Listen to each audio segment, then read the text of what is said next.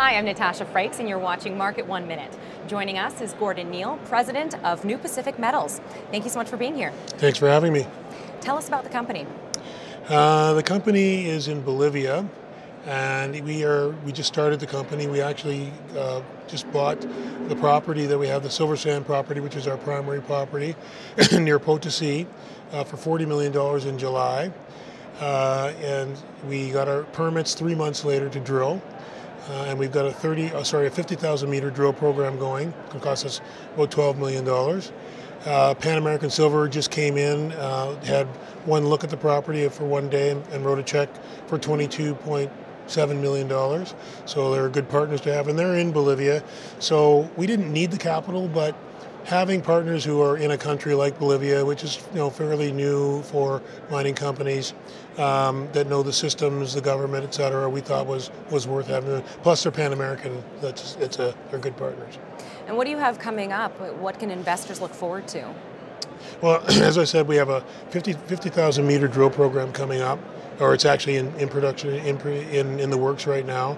We have core in the box, so it's now going to the assay labs, and we will be putting out results probably mid-February, end of February. What I think that investors can look for is something quite unusual in that the mineralization at silver sand is at surface, it's high grade, it runs for 1.5 kilometers, it's 100 meters wide.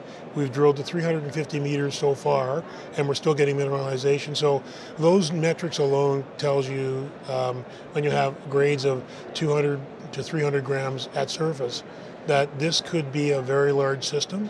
We're silver guys, we're focused on grade, we have experience, we've built mines. This is as good as it gets for guys like us. So what are you expecting to see for silver in 2018? I'm glad you asked that question. I've been hearing that we can look for silver to do well, that gold will rise, and silver as a ratio to gold should rise. But I always have a kind of a slightly different answer to that question. If you're a grade guy great guys like we are, if we look for good grade and we look at projects that have really good economics, I'm not really concerned about silver prices.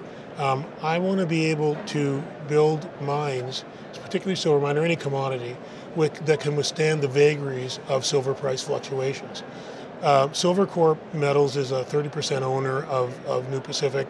Ray Fang is a guy who runs mines that he has $50 million in profits a year and has mined over 50 million ounces of silver. We're economic guys, so we're looking for deposits and projects that if the price of silver goes down, we'll be the only guys left standing making money in the space. It sounds like a good model. Yeah, it's a great model. So what excites you most about the project that you guys are working on? I came from Mag Silver, so I like grade. I like the fact that it's got scale. Ray Fang at Silver Corp has 1 meter wide veins that he has to be really careful about how he mines to manage dilution. He does a great job at it. But this gives you a break. If this stuff is at surface, it's 100 meters wide and goes for 1.5 kilometers. It's exciting because it's really difficult to find these kinds of properties that have mineralized